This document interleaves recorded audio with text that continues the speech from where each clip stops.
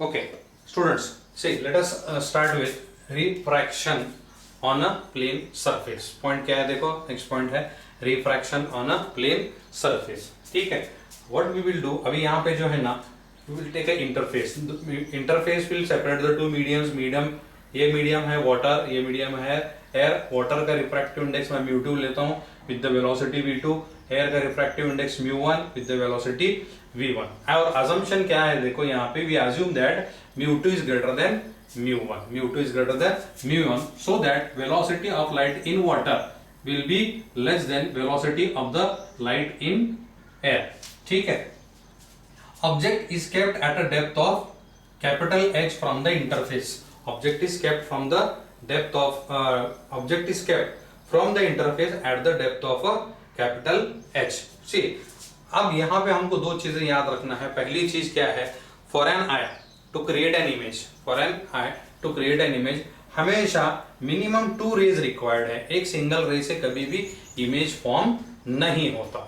Second thing, depth is always measured from the interface. Depth is always measured from the interface. ठीक है, अब ये दोनों चीजों को लेके जो है ना, और Snell's law, with this 3 things, ये तीनों चीजों को लेकर हम लोग जो है ना, we will find the relation. ये रिलेशन क्या है देखो, अभी यहाँ पे ऑब्जेक्ट है, ऑब्जेक्ट से 2 रेज निकल रही हैं. एक रे it will go along the normal and it will enter the I straight. तो इसमें कोई बेंडिंग नहीं होगा. रिमेंबर दिस थिंग, द रे which goes along the normal it will go straight, उसमें कोई बेंडिंग नहीं होगा. सेकेंड रे it will start from here and when it comes here, interface पे जब आती है तो डेंसर से रेयर मीडियम में जा रही है light. Light is entering from denser medium to rare medium. तो डेंसर से रेयर में जाने की वजह से जो है ना, the light ray will bend away from the normal. Remember this thing, denser to rare में गई, it will bend away from the normal. And when we produce both these lines, you will find that the image is formed at the point B. Image is formed at the point B here. ठीक है, तो अभी यहाँ पे हमारे सामने जो है ना, 2 ट्राइंगल्स बन रहे हैं. छोटा ट्राइंगल ABF और बड़ा triangle ACF. DFE is another normal here. ये एक नॉर्मल है और DFE ये इस रे का नॉर्मल है. यू कैन सी हियर, देखो यहाँ पे ये एंगल ऑफ इंसिडेंस है. अब यहां से जो है ना, ये इंसिडेंट रे इधर आई और इधर मूव हो गए. So this will become the angle of refraction. अब ये एंगल ऑफ रिफ्रैक्शन है, तो ये रेड पार्ट में भी आपको दिख रहा होगा, वो भी एंगल ऑफ रिफ्रैक्शन है. ठीक है, तो एंगल ऑफ रिफ्रैक्शन को देखेंगे तो ट्राइंगल ABF में देखो, यहाँ पे triangle ABF. So this is angle of refraction here. ये एंगल ऑफ रिफ्रैक्शन है, ये एंगल ऑफ रिफ्रैक्शन. अब ये दोनों नॉर्मल 90 डिग्री पे है, इसलिए both will be parallel to each other. तो इसलिए ये R है तो ये भी R है. यहां पर मैंने R लिख दिया है. Coming to the bigger triangle, coming to the bigger triangle ACF. यहां पे जो है ना, ACF is another triangle here, it is the larger triangle. अब इस लार्जर ट्राइंगल में देखो, ये एंगल ऑफ इंसिडेंस है, यहाँ पे इस रे का ये एंगल ऑफ इंसिडेंस है. तो अब once again both the normals are parallel to each other. तो अल्टरनेट एंगल्स के हिसाब से ये I है तो ये भी I बना. समझ में आया? तो अब ये दोनों ट्राइंगल्स को यूज करके हम लोगों ने ये एंगल्स यहाँ पे फाइंड आउट किए हैं. Now using some of the trigonometry. अब थोड़ा सा ट्रिग्नोमेट्री को हम यूज करते हैं. देखो ट्रिग्नोमेट्री को किस तरह से यूज करेंगे. इंटरफेस है, याद रखो ये इंटरफेस है. अब इस ट्राइंगल में और इस ट्राइंगल में जो है ना, दोनों ट्राइंगल्स में सबसे पहले मैं लिखता हूं स्नेल्स लॉ.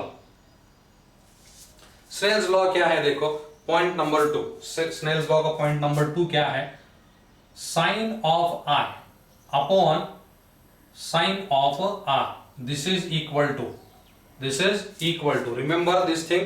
देखो मैंने तुमसे क्या कहा था कि θ1 अपॉन θ2, θ1 अपॉन θ2 साइन I. इसका रिफ्रैक्टिव इंडेक्स कितना है, μ2. एंगल ऑफ इंसिडेंस कहां है, वो मीडियम 2 में है. एंगल ऑफ रिफ्रैक्शन देखो, मैं इसको बार बार स्ट्रेस कर रहा हूं, angle of incidence lies in medium 2, जिसका रिफ्रैक्टिव इंडेक्स μ2 है. तो वो डिनोमिनेटर में आएगा, that will come in the denominator. और R, ये एंगल ऑफ रिफ्रैक्शन ये मीडियम 1 में है, इसका रिफ्रैक्टिव इंडेक्स ऊपर आएगा. So we have this relation sin I upon sin R is equal to mu1 upon mu2. ठीक है, बट यहां पे जो है ना, अब देखो सबसे इंपॉर्टेंट पॉइंट है, डिस्कशन का सबसे इंपॉर्टेंट पॉइंट है, ये दोनों लाइंस हमको x डिस्टेंस पे दिख रही हैं, बट एक्चुअल में क्या होता है कि all these lines are very near to each other. These very near lines are called as, तुमको याद होगा, these are called as paraxial rays. What are these called as? Paraxial rays. Paraxial rays which are running at a very minor, very negligible distance to each other. ठीक है, तो अब in case of such rays हम लोग क्या करते हैं, sin I is same as tan I and that is same as I. Sin of R, this is same as tan R and that is R. ठीक है, तो अब ये रिलेशन हम लोग जो है ना यहाँ पे इसको यूज करेंगे. Now instead of and sin I and sin R, I will write here tan of I upon tan of R is equal to mu1 upon mu2. tan I upon tan R is equal to mu1 upon mu2. देखो अब यहां से relations बनाएंगे. Okay ठीक है, ये distance देखो, यहाँ पे ये डिस्टेंस कितना है, x है. ओके, और AC डिस्टेंस कितना है, कैपिटल H है. अब छोटे ट्राइंगल में आओ, AF डिस्टेंस कितना है, x है, और ये डिस्टेंस कितना है देखो, स्मॉल h. तो अभी ट्रिग्नोमेट्री के डेफिनेशंस के हिसाब से जो है ना हम लोग वो पॉइंट्स और यहाँ पर पुट अप करेंगे. tan ऑफ I की डेफिनेशन क्या है देखो, tan I is equal to opposite upon adjacent, so this becomes capital x upon capital H. उसी तरह से ये बनेगा x upon small h. This is x upon small h is equal to mu1 upon mu2. X गया and this will go up, this will come down here. So we have the relation small h upon capital H is equal to mu1 upon mu2. ये अपना relation है. हाँ, small h क्या है देखो, small h क्या है, this is small h is apparent depth और कैपिटल H क्या है, रियल डेप्थ है. So apparent depth upon real depth is equal to mu1. अब ये mu1 क्या है देखो, mu1 क्या है, mu1 वो मीडियम है. अभी देखो मैं तुमको tell you the point how to remember this thing, इसको किस तरह से याद रखते हैं. ठीक है, ये mu1 क्या है देखो, mu1 क्या है, mu1 is that medium from which a refractive index of the medium, refractive index of the medium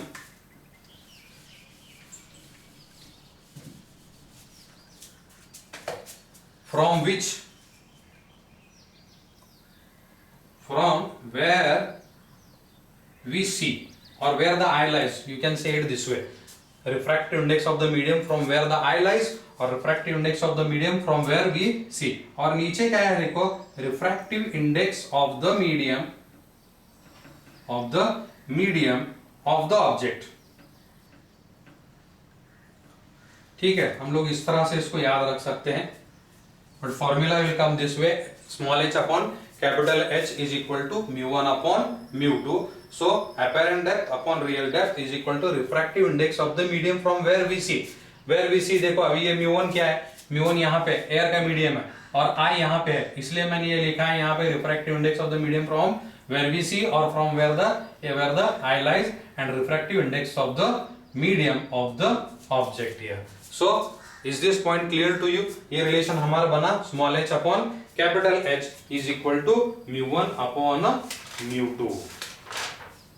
ठीक है,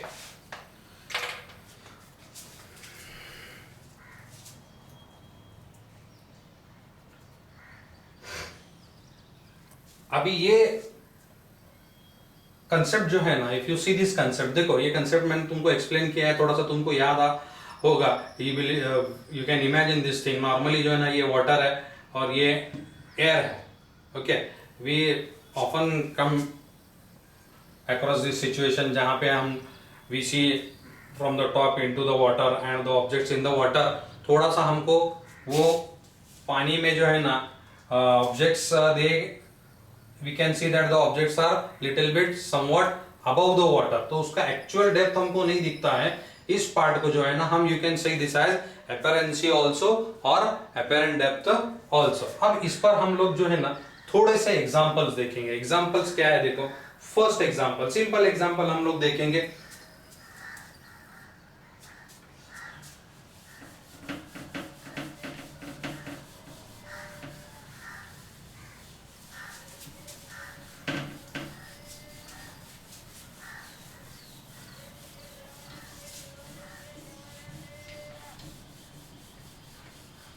So I'll write this formula here. Formula क्या बनेगा देखो, small h upon capital H, या फिर समझो इसको मैं लिखता हूं, this is apparent depth upon real depth is equal to refractive index of medium of eye, या फिर समझो ऑब्जर्वर, जहां से हम ऑब्जर्व कर रहे हैं, and this is refractive index of the object, object जिस मीडियम में है उसको। क्वेश्चन नंबर 1 देखो क्या है अभी, find the distance of the eye as observed by the fish if the fish is exactly above the eye. एक छोटा सा एग्जांपल हम लोग लेंगे। Suppose that this is we have here see, suppose यहां पे एक फिश पॉन्ड है, ठीक है, ये इंटरफेस है, interface is at height of h from the eye. यहां पे let us assume that this is the eye here, okay, and here this is water. Fish जो है, this is a fish here, fish is an height of h/2। ये जो height है ना देखो, ये टोटल हाइट यहां से फिर यहां तक ये पूरी h हम लोग इसको लेते हैं, ठीक है, and this height is h/2, ठीक है। तो हमको फाइंड करना है, find the distance of the I. Question क्या है देखो, find distance of I as observed by fish।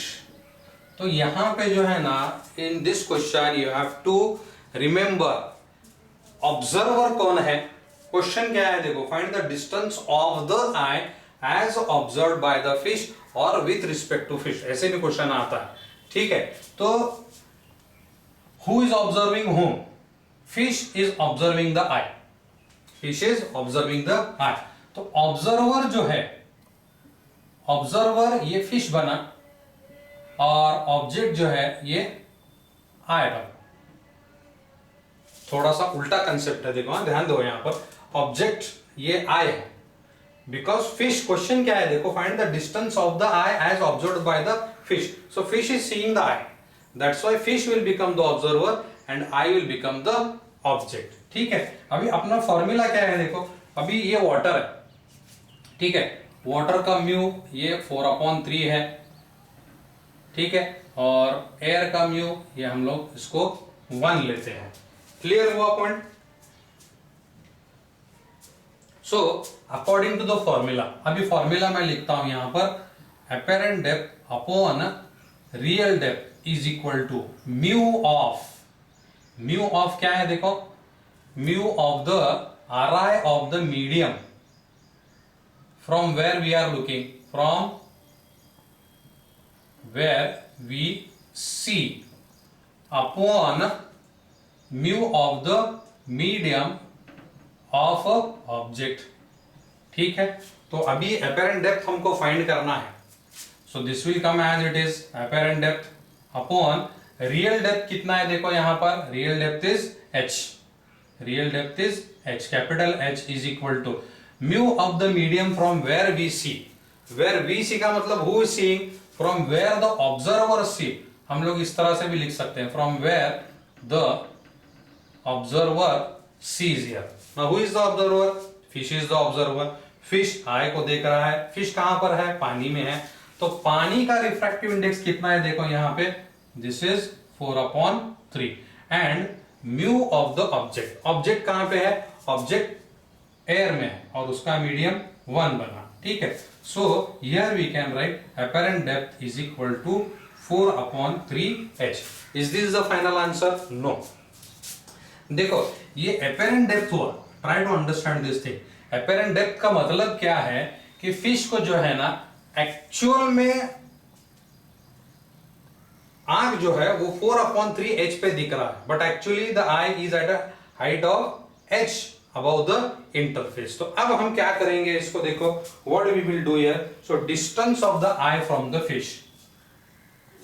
Next point, distance of eye from the fish is equal to ये apparent depth प्लस ये उसका रियल डेप्थ, दोनों को add करेंगे. So this is 4/3h plus capital H. 4/3h plus capital H. Sorry देखो अभी यहाँ पे जो है ना ये रियल डेप्थ कितना बनेगा, ये h/2 बनेगा. क्यों? फिश जो है, फिश ऑब्जेक्ट ये आई है, ऑब्जर्वर फिश है. रिमेंबर देखो अभी ये रियल डेप्थ में क्या ले रहा हूं यहाँ पर, you have to remember this thing. Okay, real depth जो है ना वो h/2 है क्योंकि फिश ये इंटरफेस से h/2 डिस्टेंस पे है. इसको क्रॉस मल्टीप्लाई करो, this will be 8h plus 3h/6 and the answer comes 11h/6. So this is the distance of the I from the fish. I hope that you have understood. In the next video what we will do is that we shall try to find and solve some more examples based on this thing. Thank you very much.